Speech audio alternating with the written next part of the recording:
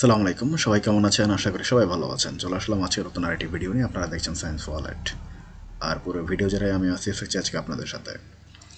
দীর্ঘ প্রতীক্ষার অবসানের পর আপলোড করা হলো কোষ ও কোষের গঠন লেকচার 1 থেকে 15 এইচএসসি 26 ব্যাচের জন্য বায়োলজি সাইকেল 1 বায়োমিশন বায়োহাইড্রাটস এসিএস এর।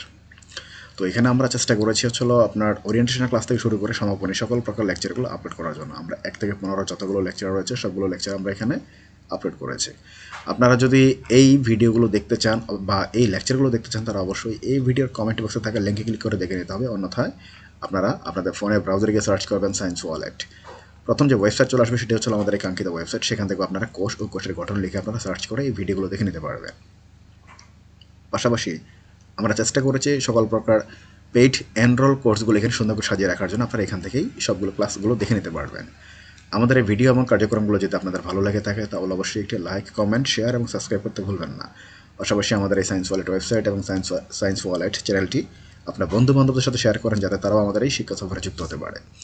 আমরা অবশ্যই একসাথে শিখতে চাই। সায়েন্স ওয়ালেট মানে হচ্ছে শেখার নতুন আরেকটি দিগন্ত।